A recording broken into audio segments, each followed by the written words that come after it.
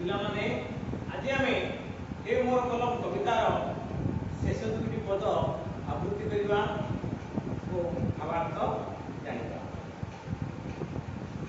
ଏ କଲମ ମୋର ଅତି ଆପଣାର ଅନ୍ତର କଥା କହ, ଦେଖିଛ କି ଏତେ ସତ୍ୟ ନାମରେ ଛଳନା ଦୁର୍ବିସହ, କେତେ ଅବତାରେ ଧରଣୀ ବୁକୁରେ ଦେବତା ହୋଇଲା ନର, କାଳ ଇଙ୍ଗିତରେ ଲୁଚିଗଲେ ସବୁ ରହିଲା ତୁମରି ଗାର। ତୁମେ ଗୌତମ ଶଙ୍କର ଯିଶୁ ବଚନ ରଖିଛ ଧରି, ଜାଗ୍ରତ କର ଉଦ୍ୟତ କର ଆଉ ଥରେ ସେହିପରି। ପିଲାମାନେ ଆମେ ଏହି ପଦଟିକୁ ପଢ଼ିଲେ କ'ଣ ଶିକ୍ଷା କରିବା ନା ପିଲେ ଆମେ ଜାଣିବା କଲମ ଦ୍ୱାରା ଗୌତମ ଶଙ୍କର ଓ ଯୀଶୁଙ୍କ ବାଣୀ ହିଁ ଅମର।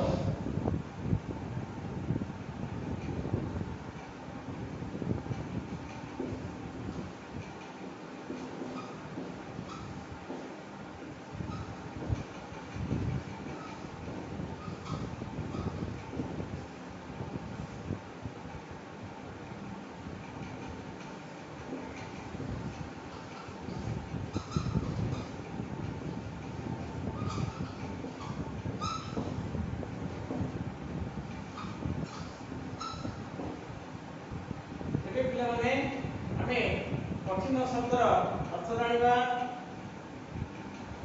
ଛଳନା, ଛଳନା ଅର୍ଥ ପ୍ରତାରଣା।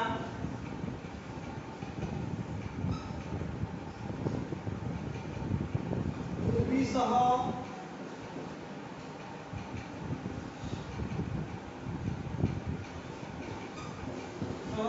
ଦୁର୍ବିସହ ଅର୍ଥ ଅସହ୍ୟ।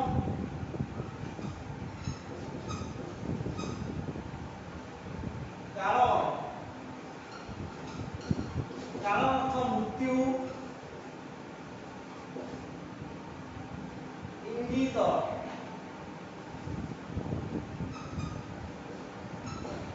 ଅର୍ଥ ନିର୍ଦ୍ଦେଶ। ପିଲାମାନେ ଆମେ ଏବେ କଠିନ ଶବ୍ଦ ଗୁଡ଼ିକର ଅର୍ଥ ଜାଣିବା। ଛଳନା ଅର୍ଥ ପ୍ରତାରଣା, ଦୁର୍ବିସହ ଅର୍ଥ ଅସହ୍ୟ, କାଳ ଅର୍ଥ ମୃତ୍ୟୁ, ଇଙ୍ଗିତ ଅର୍ଥ ନିର୍ଦ୍ଦେଶ। ଏବେ ପିଲାମାନେ ଭାବାର୍ଥ ଜାଣିବା। ଏକ ନମ ମୋର ଅତି ଆପଣାର ଅନ୍ତର କଥା କହ, ଦେଖିଛ କି ଏତେ ସତ୍ୟ ନାମରେ ଛଳନା ଦୁର୍ବିସହ।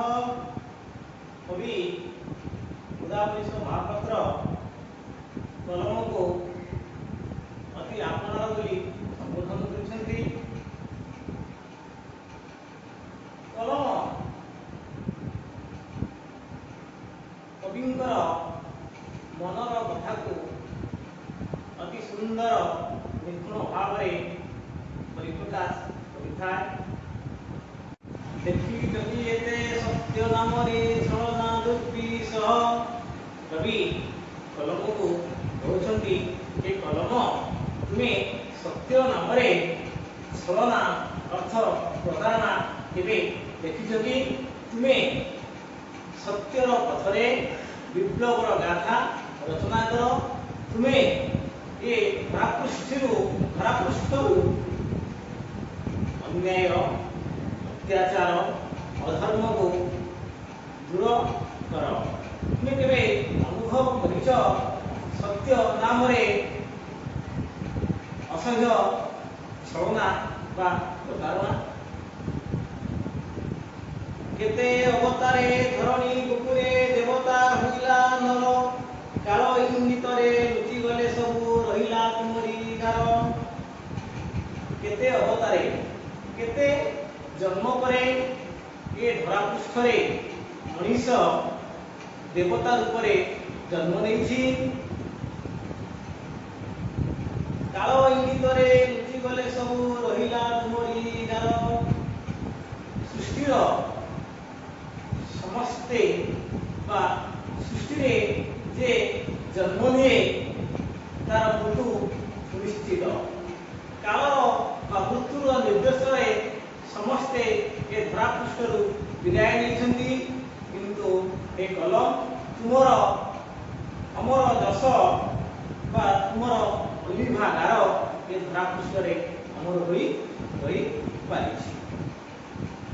तुमे गौतम शंकर जीशु वचन रखिच धरी जाग्रत कर उद्यत कर आउ थरे सेई परी ए कलम तुमे ए धरापृष्ठ गौतम बुद्ध शंकराचार्य एवं यीशु ख्रीष्टंकर अमर महान वाणी को तुमे धरी रखि परिछ बा अमर करि परिछ।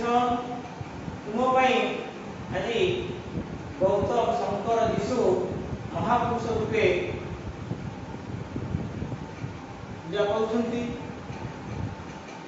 जाग्रत कर उद्यत कर आउ थरे सेई परी ए कलम ये बड़ा जाति को मृतप्राय सोई जाइथिबा जाति को तुमे मुई थरे जाग्रत कर उद्यत कर विप्लवर गाथा रचना कर। पिला माने आमे बे कवितार शेष पदटी को आकृति करिबा आलोचना करिबा।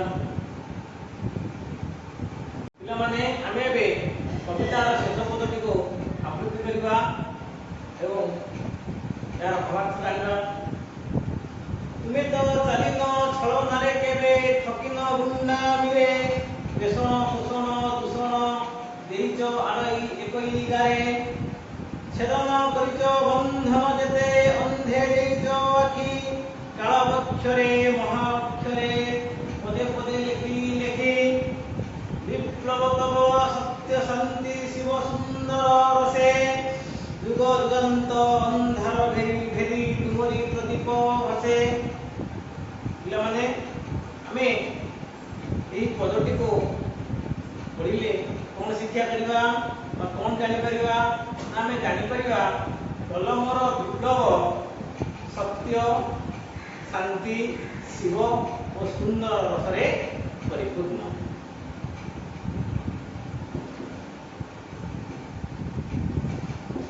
कलमर विप्लव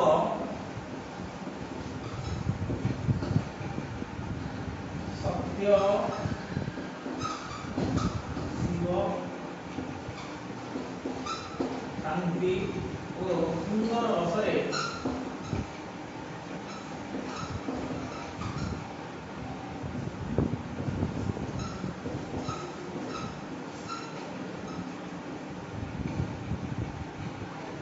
माने आमे कठिन शब्दर अर्थ जानिबा।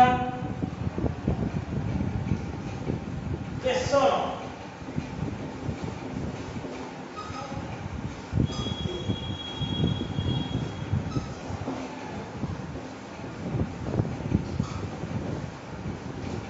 केशर शब्दर अर्थ बेसी होई दिबा। दूषण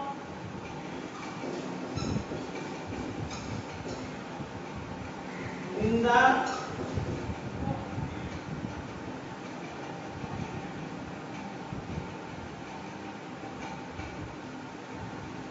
छेदन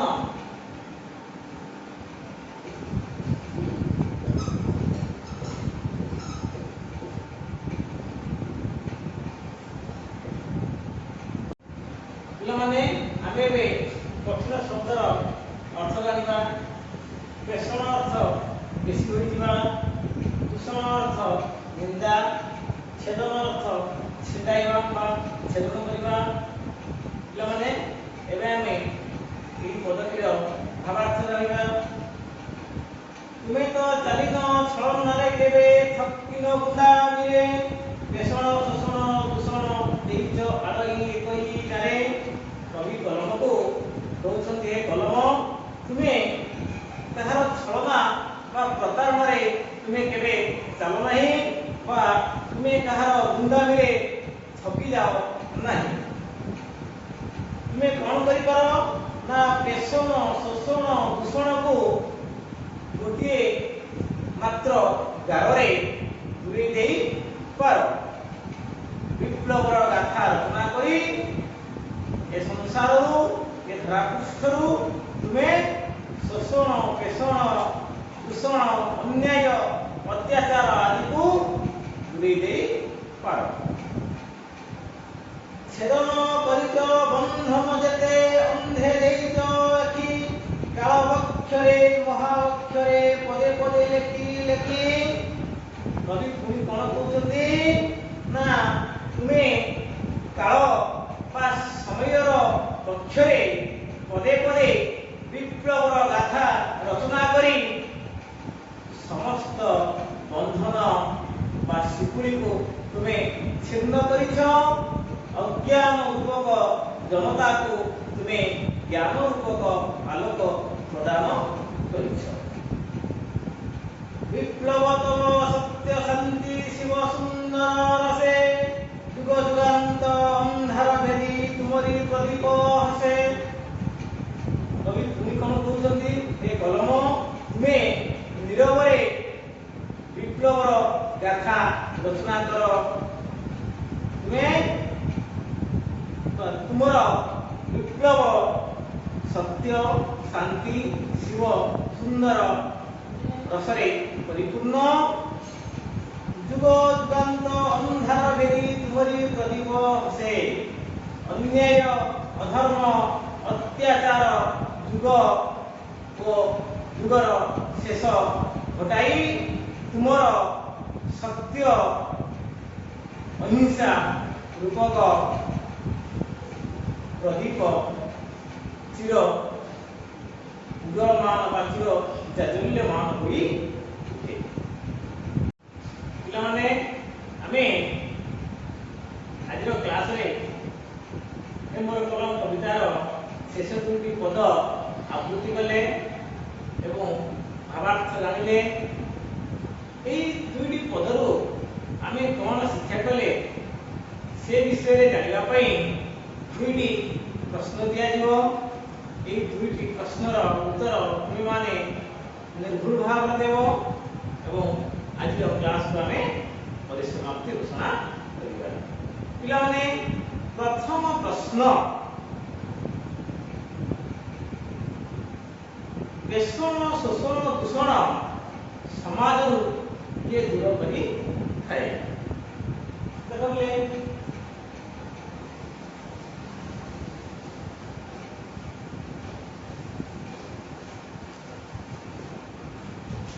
प्रश्न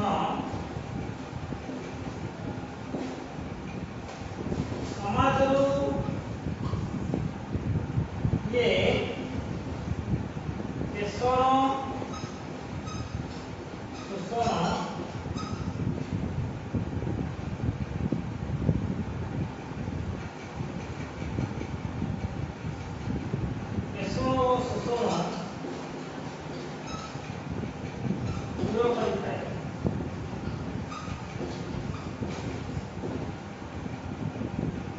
उत्तर पिले कलम कलम समाजरू शोषण और पेषण दूर करी थाए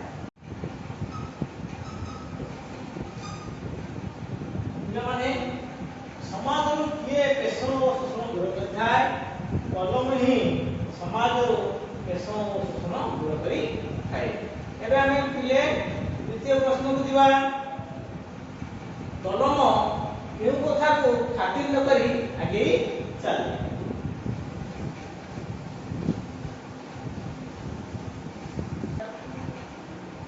कलम केउ कथा को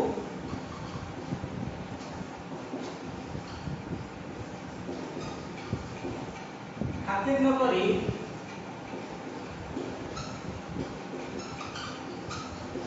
आगे चले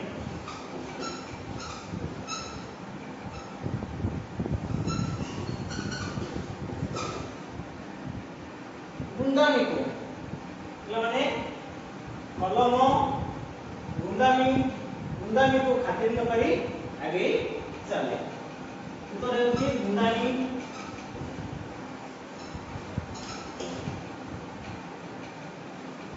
माने ये मोर कलम कवितार चारोटी पर्याय सरी जाइए प्रथम प्रथम पर्याय कवितार शीर्षक, द्वितीय पर्याय कवि परिचय, तृतीय पर्याय प्रसंग निर्देश पर्याय, शेष पर्याय कविता आलोचना पर्याय आमे शेष करिछे। आज क्लास को आमे एठारे रखिबा। धन्यवाद।